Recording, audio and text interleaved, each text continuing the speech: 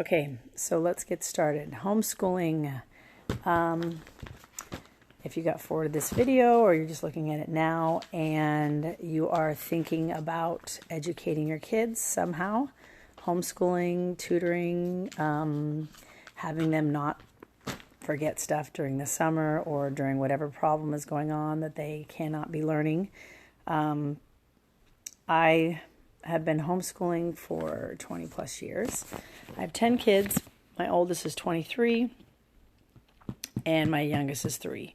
And I have a son, an autistic son that was the lowest functioning. He was considered a newborn baby at 5. Had no connection, sound, and taste. And he didn't use anything more than his peripheral vision. He thought all of us were furniture. I can go on and on. And he is very high functioning right now. In fact, he doesn't have any sensory issues. And a lot of that has to do with the company that I work with. Not work for, but I work with, and the fact that I take my son and all my children there, which is called NACD. And I would look them up at nacd.org. It's the National Association of Child Development. And what's amazing with them is they also help people tell you exactly how your kids think and how to help them. But I will make another video on NACD. So I'm going to give you a little bit of ideas of what will hopefully help you. That's what happens when you do a video at 11 something at night when you've been talking too much. All right, so I have some notes because I talk like an encyclopedia, and one little idea ends up going on a big long tangent. So first of all, when I started homeschooling, I didn't have a problem with public school. I got straight A's, and I thought there was nothing wrong with it, and I didn't have a problem with it. I didn't really know a lot of people that homeschooled. I think the only one I knew was my aunt, my poor aunt, who I think I bothered her for so many years of exactly what do you do, and I didn't always understand what she was saying until now. And so yeah, I went through. So what are the thoughts that people think first? Because we're not given this guideline of how to homeschool. We have preconceived notions, or we maybe meet someone now. Back then, there wasn't a lot of people. There were people that homeschooled and they hated public schoolers, and there were public schoolers who hated homeschoolers because everyone believed someone had to be right. So there was this big riff. I, on the other hand, didn't believe one was right or the other. I just felt like if you're supposed to homeschool, you'll homeschool. If you're not, then you public school. But that's up to you.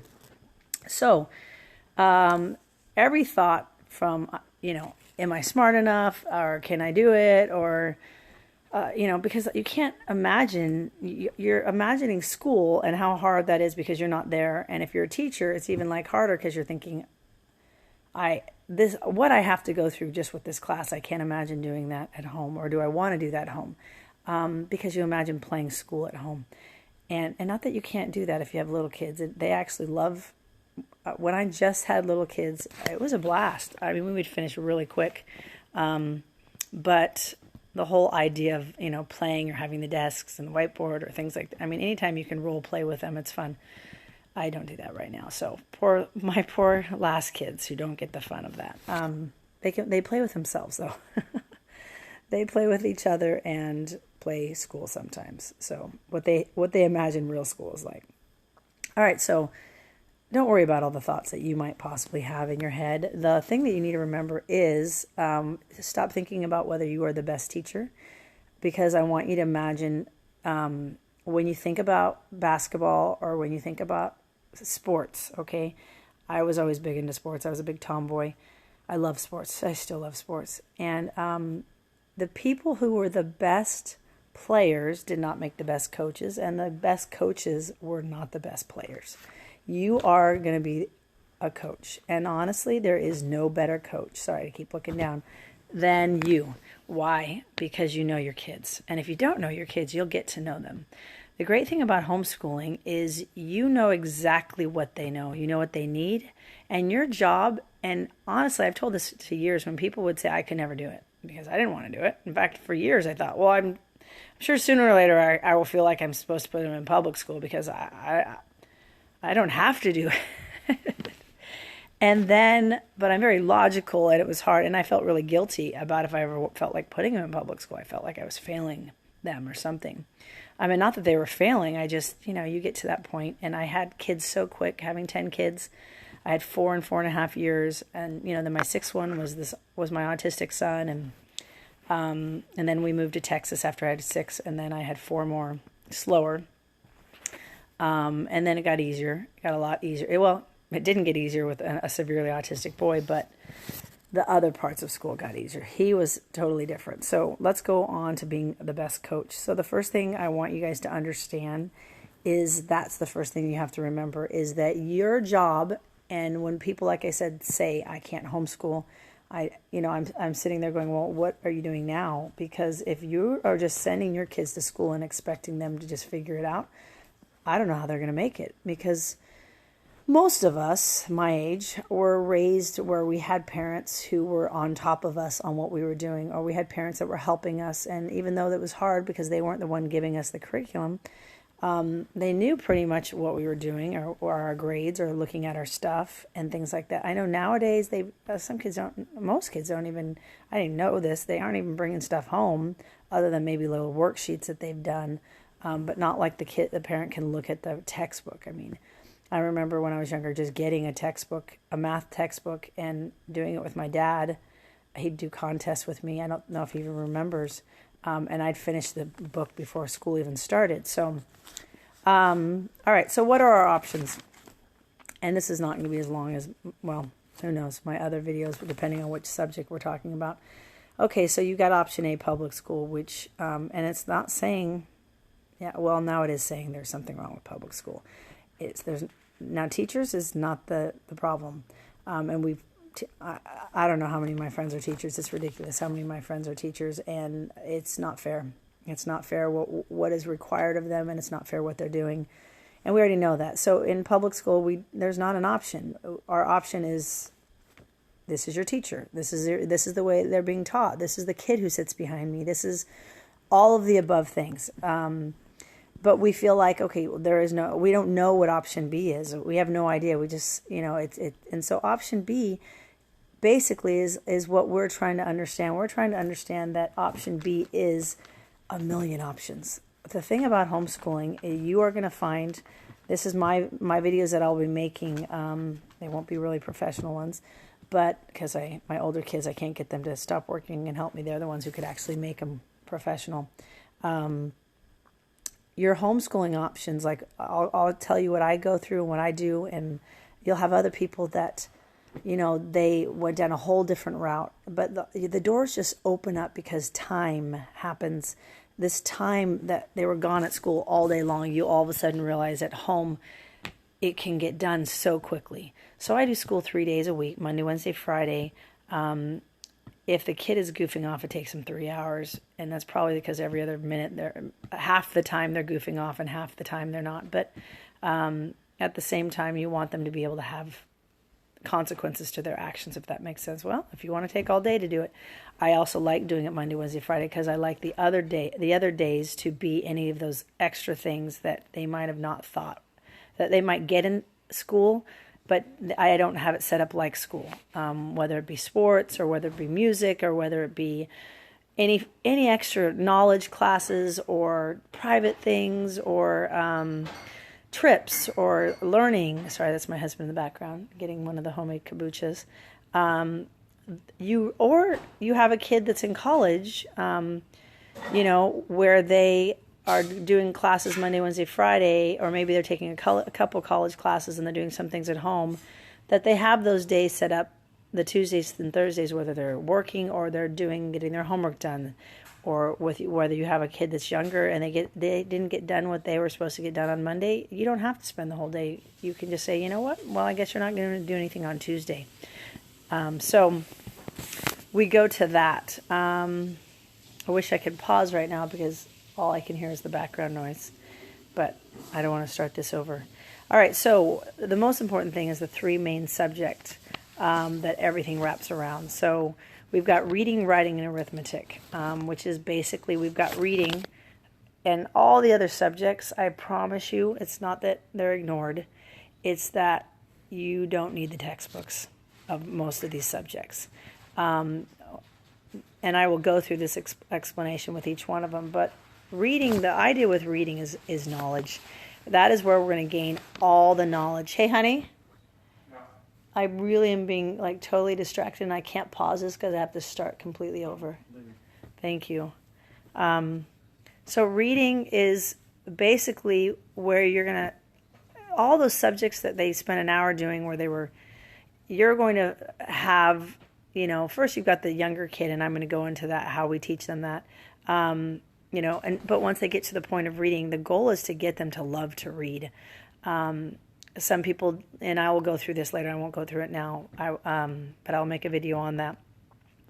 The point of it is the whole reading idea is where you get in all of the other subjects. You get in the history, you get in whether it be geography or things like that, you get in so many different areas that they love, and you get them to love it, and it doesn't feel like it's a subject over like a bunch of textbooks that are really boring, that they did a bunch of workbooks or answers or tests, and then by the end of the year they're like, I don't like it, where if you got them interested in something and then they really were able to read as much as they could the things that they love.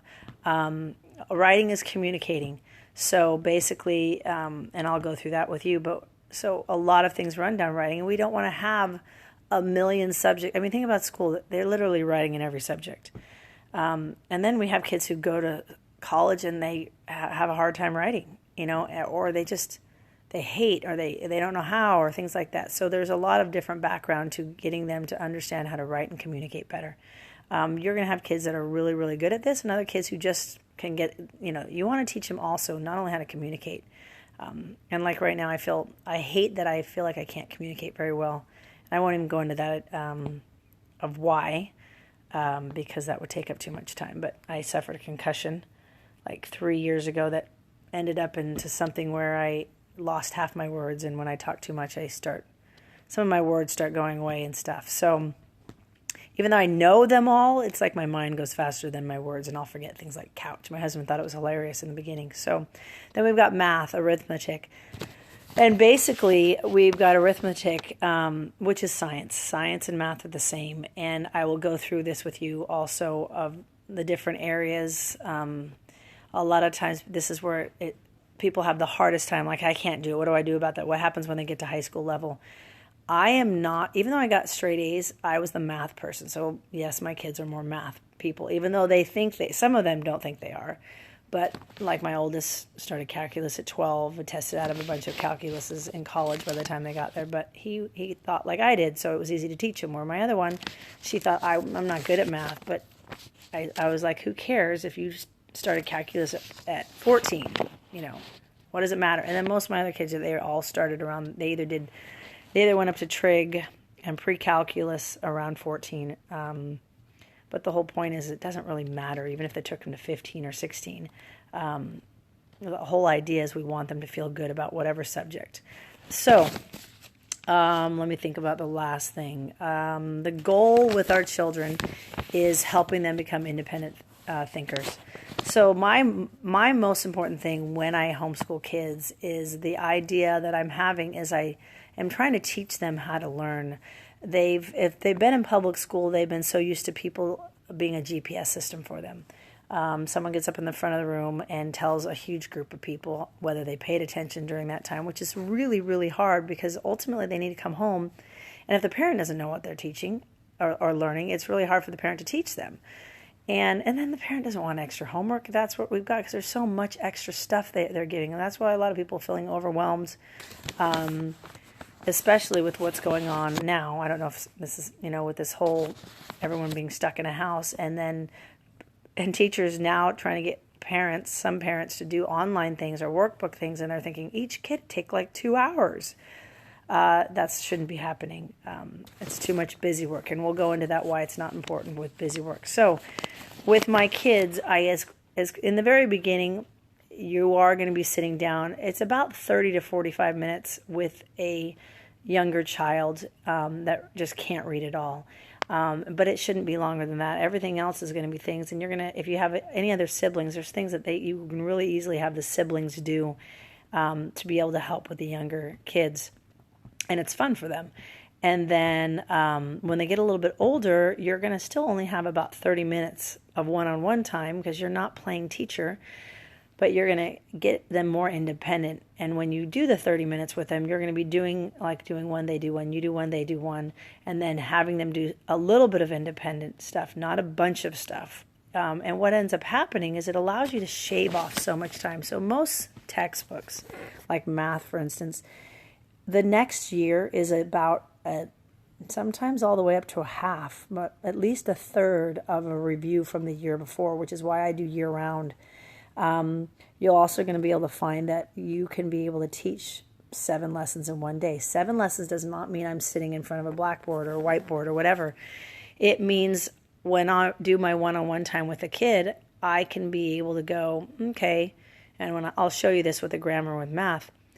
He gets this. I'm not going to make him do 5 problems. I'm going to go to the next one, and I'm going to go to the next one, and I'm going to go to the next one. And like with my oldest, I could go through like 7 lessons, and then I could tell him, okay, I want you to do the practice problems of these, and then these 3 lessons for this many days, and then the 4th day or something, you're going to do all of the whole lesson, which is a review of the last lessons. So, and I could always tell, but we'll go through that later. So what is the moral of this big, long story? The most important thing is I want you guys to remember is that you always know your kid the most. The thing that's also important about homeschooling is the fact that with my kids, I don't have, there's no grades. I mean, there are grades when they get older and you make some people ask, well, what about the testing? There is no state testing for homeschool, that you don't have to. And a lot of people think, well, dang, then they, how do we know? Or like someone has to be looking over us like a parent. First of all, we know if our kids know it, because when I say there's no grades, whatever my kid gets wrong, they have to go back and get it right. And that's what's so nice.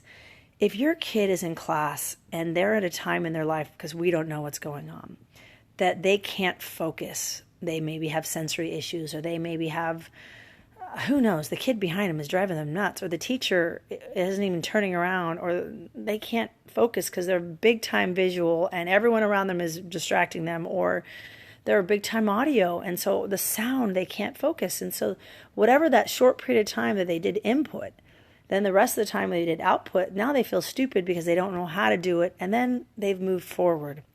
If I'm sitting down with a kid and I notice they can't focus because there's some kids around, I go sit alone with that child.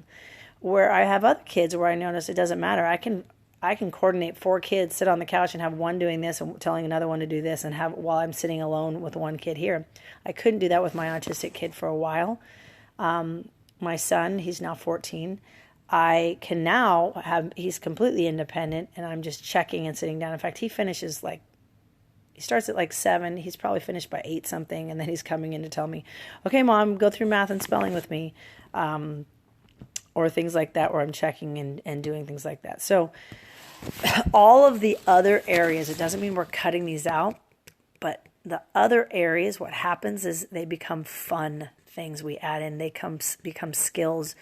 I had my kids doing piano all the time, playing guitar. They did every single sport year round, until they were like, I don't want to do sports. I want to do whatever, theater and music, or I want to do, sometimes I'd be asking kids, what do you want to do? You want to rebuild a car or whatever, which is why we're building right now. And that's my whole goal, is to get as many learning, educational, any type of skill thing that I can do for free and that people can be able to take free classes with and be able to do that. So there is a little bit of the start, I guess. It's not really starting you, but just what we're going to talk about. And I will try to get the first video off in a couple days. Well, actually, I'm trying to get it done tomorrow, at least one. But hopefully that this makes a little bit of sense to you guys back to the ending story. So a lot of people go, well, how do they get into college then? So when, at least here in Texas, everybody, as a homeschooler, you can graduate your kid whenever they're ready, and parents don't until they're ready to get them in college. You have more homeschoolers that really end up going to college because they can start really young. Like my kids, what they did is when they were ready to go into college, I made their their, oh, I can't even think right now. See how my brain goes. Their transcript, sorry. Made their transcript from the classes. It was hard because it was like the million things.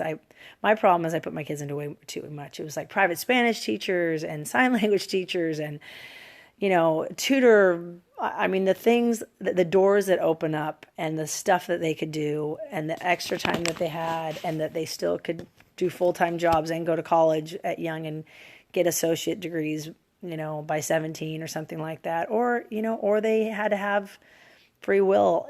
And, not that I give my kids choices, and they learn really quickly how to learn and how to, I know I'm going all over the place with this, how to independently think. And I'm going to talk about this with each one, what you do to get them to learn on their own. It doesn't mean that you're not teaching them, but you're not letting them always come to you. How do I do this? How do I do this? How do I do this?